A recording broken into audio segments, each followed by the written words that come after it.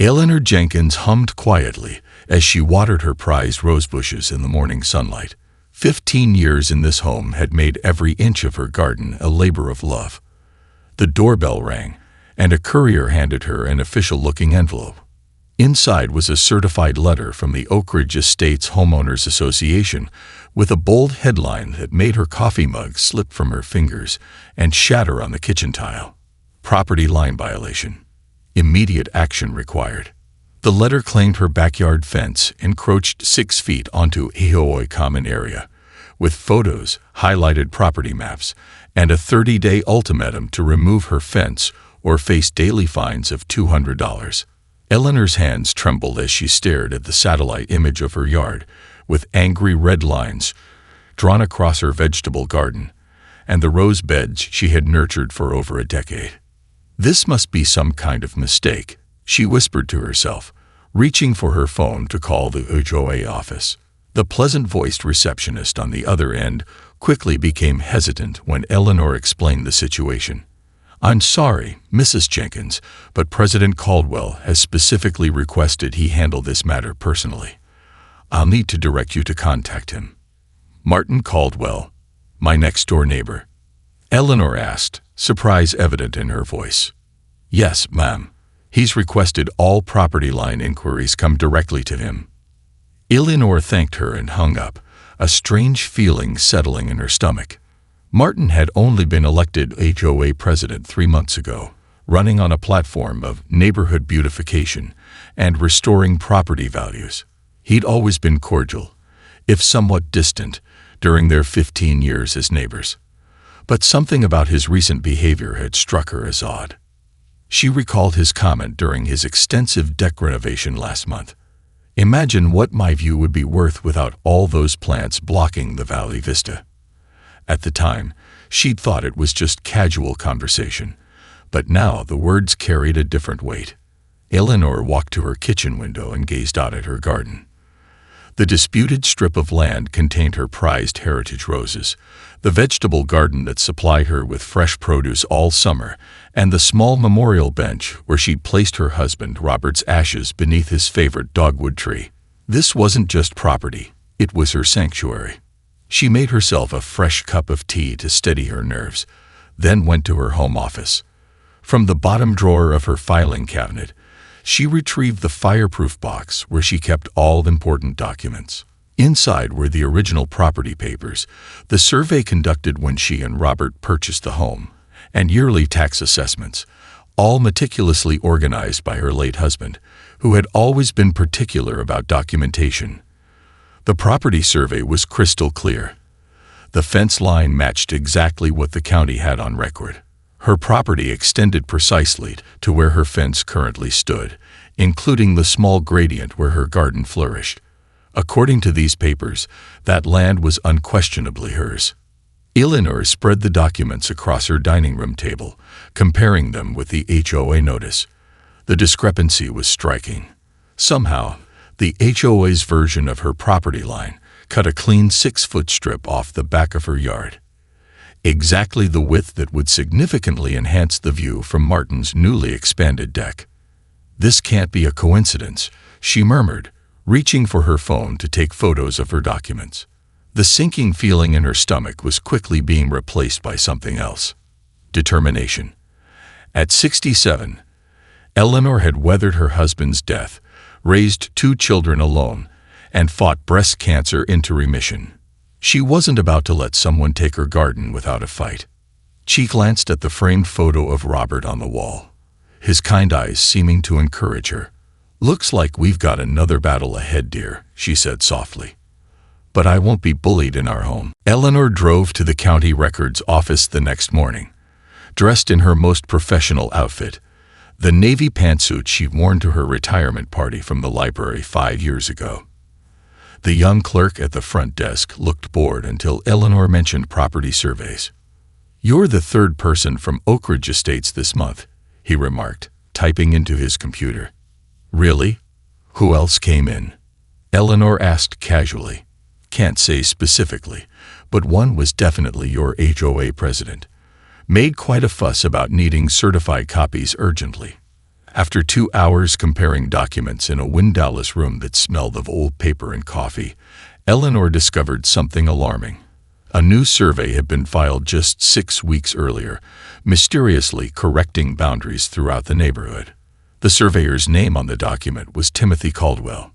"Is there any relationship between the surveyor and Martin Caldwell, our HOA president?" she asked the clerk. The young man frowned. "I'm not supposed to comment on that." But he lowered his voice. "Everyone knows Tim is Martin's brother-in-law. They play golf with my supervisor every Thursday." Eleanor paid for copies of both surveys, her mind racing. Outside in her car, she pulled up social media on her phone. Timothy Caldwell's profile showed him at a family barbecue just last month, standing beside Martin, both men raising beer bottles in a toast. The caption read, "Celebrating new opportunities with the bro-in-law." That evening, Eleanor wheeled her recycling bin to the curb precisely at 7:15 p.m., when she knew Martin typically grilled dinner.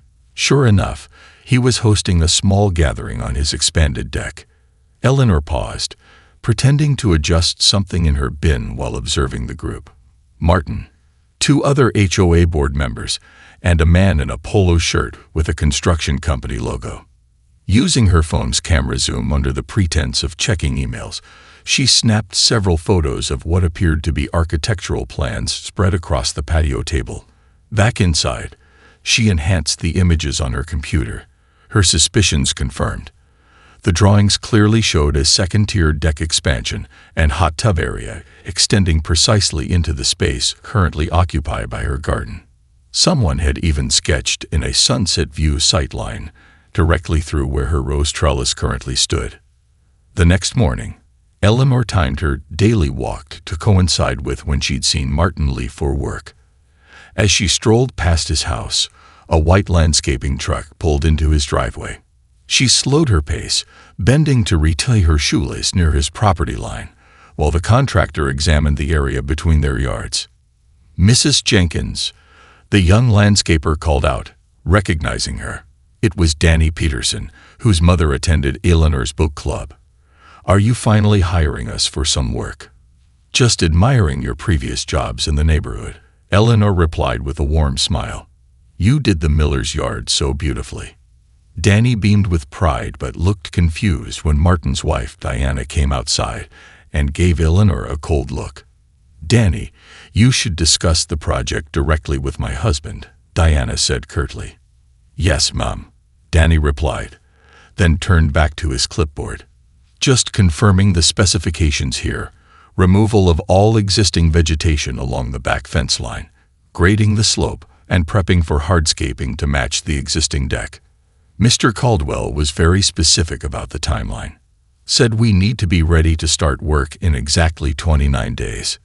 29 days, 1 day before her HOA deadline to remove her fence. Eleanor thanked Danny and continued her walk, turning the corner before stopping to lean against a large oak tree, her heart pounding so hard she could feel it in her temples. This wasn't a misunderstanding or routine HOA enforcement. This was a calculated plan to steal her land for a luxury deck expansion, orchestrated by someone who had abused his position of authority to manipulate official records. "Not my garden," she whispered fiercely. "Not Robert's memorial.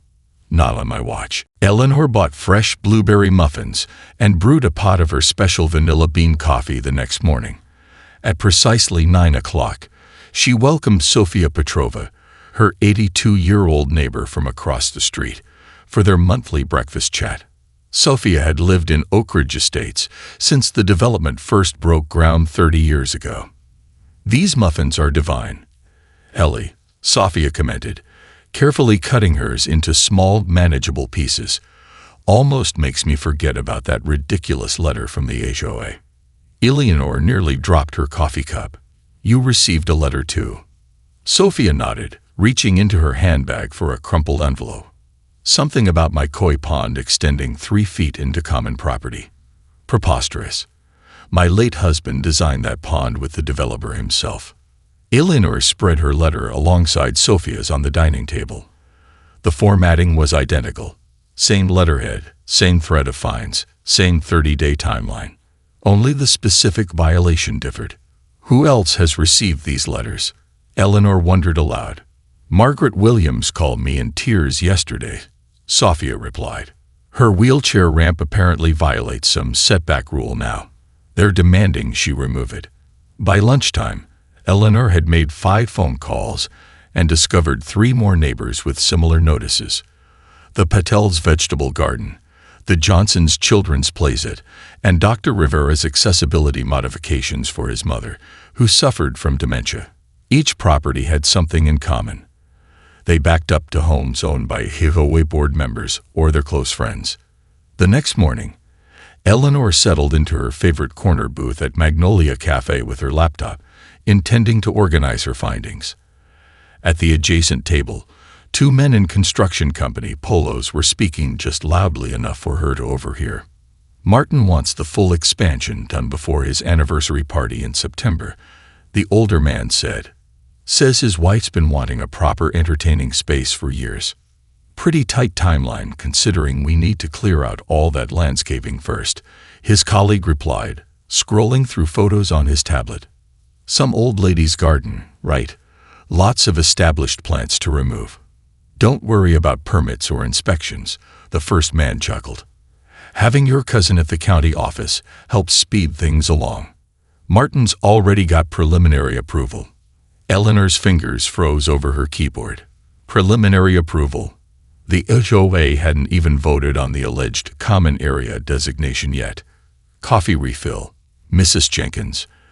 A young woman with a serving tray appeared beside her table. Thank you, Mia. Eleanor smiled, recognizing the server who always remembered her order. Mia leaned closer while pouring the coffee. I couldn't help overhearing those contractors, she whispered. Are you having trouble with the HOA? Eleanor hesitated, unsure whether to share her concerns. My mom owned Jenkins Home Improvements. No relation to you, Mia continued. She lost everything after a dispute with her neighborhood association. I'm studying journalism now, focusing on local governance issues. She slipped a business card onto the table. I'd love to hear what's happening in Oak Ridge. That afternoon, Eleanor met Carlos Rodriguez at the community park. The retired surveyor had been recommended by Sophia, who remembered him working on the original neighborhood development. Despite his arthritis, Carlos carefully spread the documents on a picnic table, comparing the original survey with Martin's new version. This is not professional work, he muttered, tracing boundary lines with a weathered finger. Look here and here. He pointed to several technical markings. The new survey ignores established benchmarks and reference points. Someone deliberately altered these boundaries. Carlos removed his glasses, fixing Eleanor with a serious gaze. In my 40 years as a surveyor, I've seen this kind of manipulation before.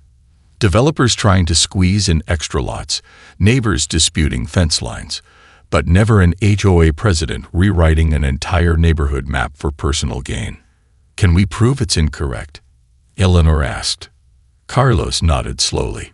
If the original survey markers are still in the ground, yes. And I always use titanium markers that don't degrade. We just need to find them. Eleanor spent the morning calling everyone affected by the property line notices. By early afternoon, her living room hosted its first strategy meeting, with 7 nervous neighbors clutching property documents and cups of tea. The doorbell interrupted Sophia's account of her conversation with a sympathetic county clerk. Special delivery for Eleanor Jenkins, announced a courier in a crisp uniform. Signature required. Eleanor signed for the envelope, her stomach tightening at the law firm's embossed letterhead. Harrington, Wade, and Bristow, specialists in real estate law. The timing couldn't be coincidental. Someone had informed Martin about their gathering. Please continue, she told the group, stepping into the kitchen to open the letter with trembling fingers. The legal language was intimidating but clear. Cease and desist all defamatory statements regarding the HOA and its president, retract all false claims about property boundaries, and drop all challenges to the legally filed updated survey. or face immediate legal action for damages exceeding $75,000. The letter specifically mentioned conspiracy to obstruct official HOA business and personal liability for all participants. Eleanor returned to the living room, her face pale as she read the letter aloud. The group fell silent, several people already reaching for their coats. "I can't afford to fight this," Margaret Williams whispered, her voice breaking. "My disability checks barely cover my mortgage as it is.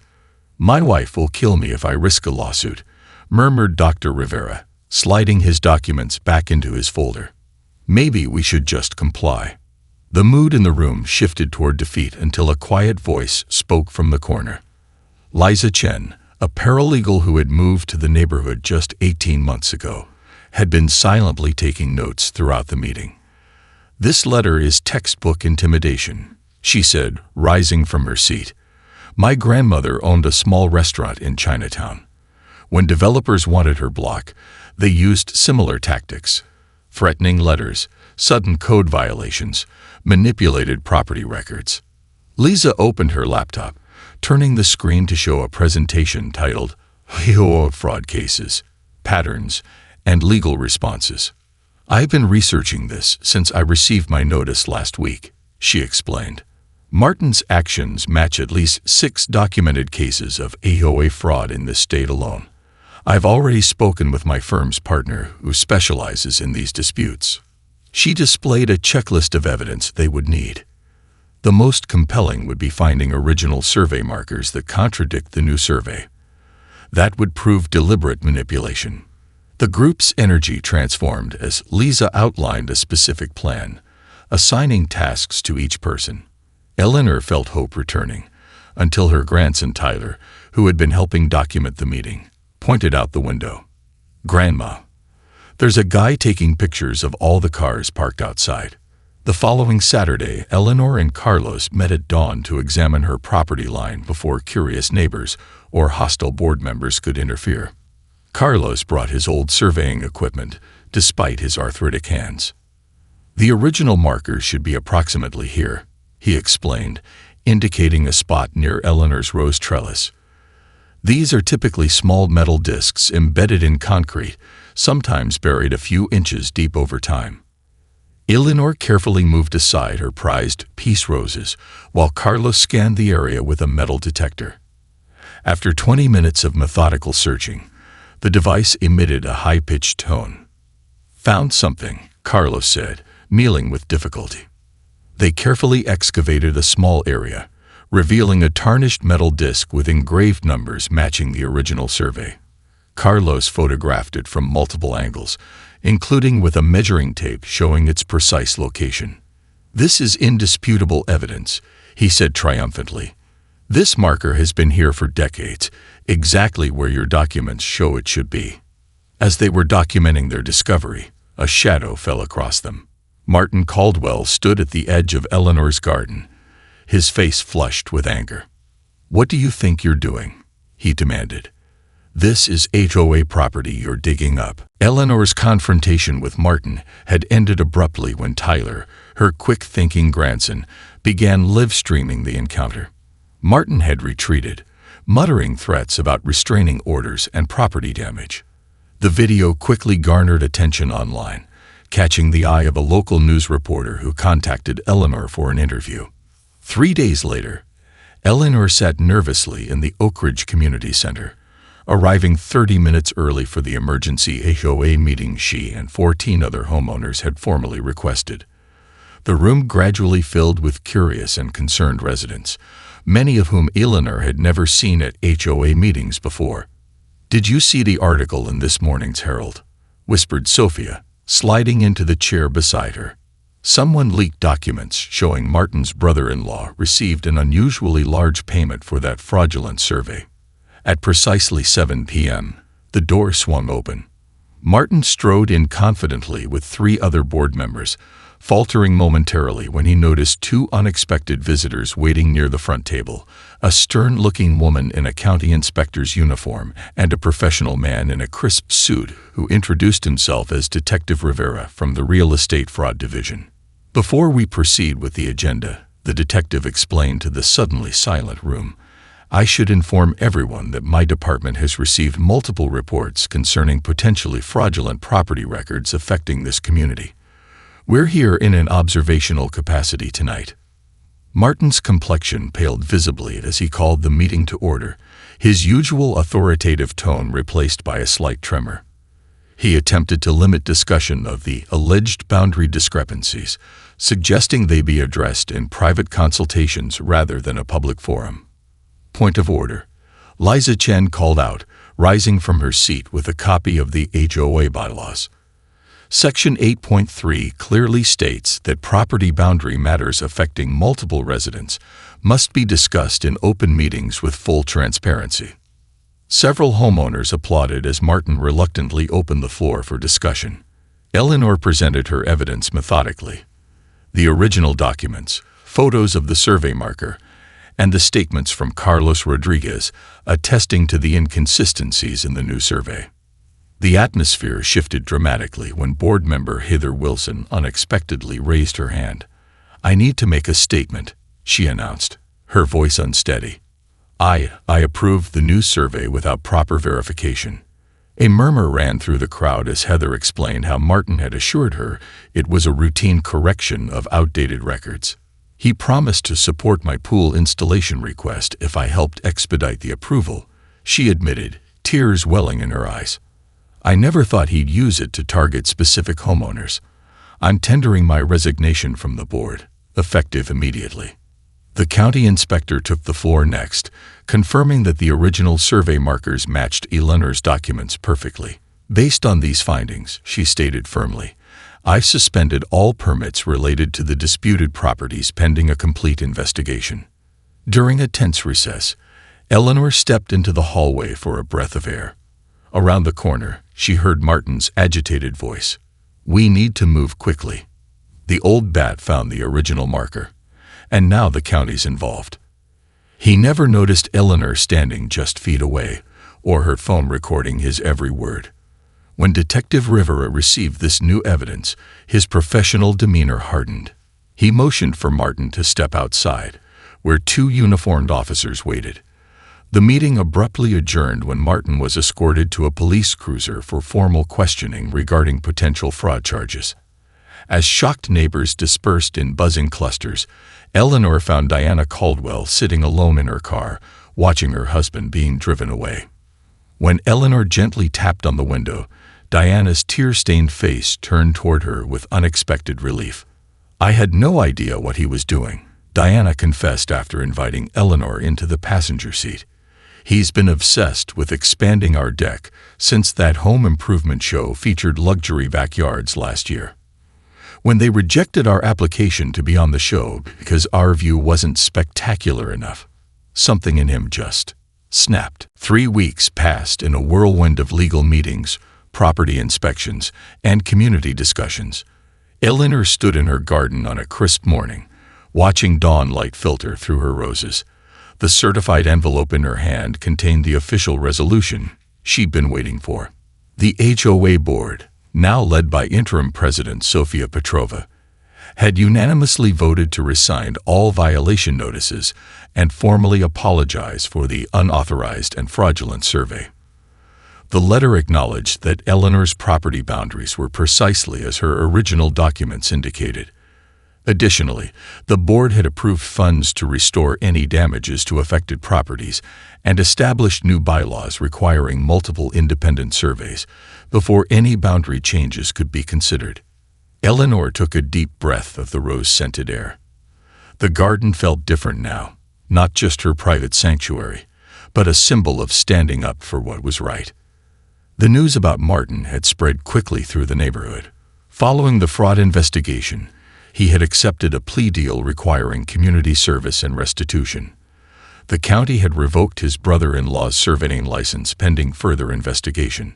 Most surprising to Eleanor, Martin and Diana had listed their house for sale just days after the emergency meeting, moving out quietly last weekend without saying goodbye to anyone.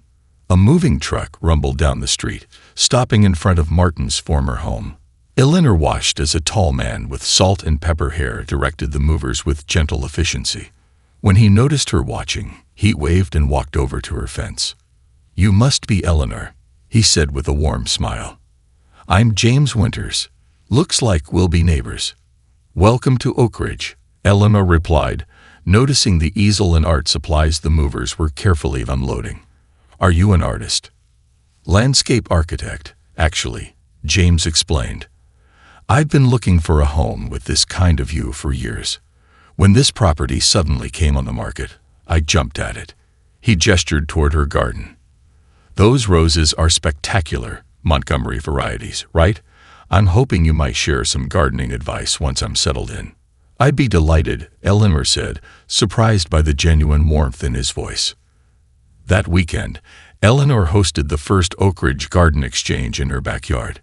Neighbors brought plants, seeds, and cuttings to share while sipping lemonade and exchanging gardening tips. Mia from the cafe covered the event for the local paper, interviewing Eleanor for a feature article about how the property dispute had transformed the community. "People are calling you the Rosa Parks of Roses," Mia laughed, showing Eleanor her draft headline. "Blooming Justice. How one woman's garden grew a community." "That's too dramatic," Eleanor protested. "I just did what anyone would do to protect their home." Not everyone would have stood up to an HOA president, legal threats, and public pressure, Sophia interjected, adjusting her new sun hat. "You gave us all courage, Ellie." As the gathering wound down, Eleanor added a small weather-resistant plaque beside her garden gate. "Property lines mark our spaces, but gardens connect our hearts." It had been Tyler's suggestion. Something Instagram-worthy. Grandma. James Winters stopped by as the last guests were leaving, carrying a housewarming gift for Eleanor, a rare heritage rose variety in a handcrafted pot.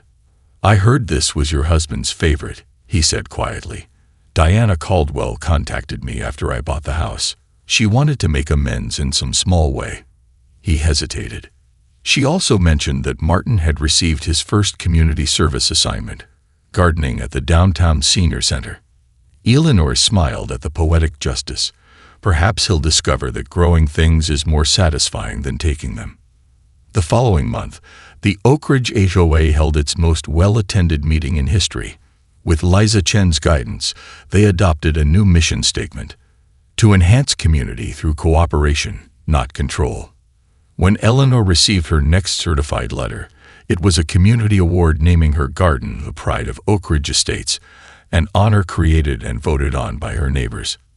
Every morning, Eleanor still found joy in tending her roses, but now she noticed neighbors stopping to chat, share gardening tips, or simply enjoy the beauty she had created.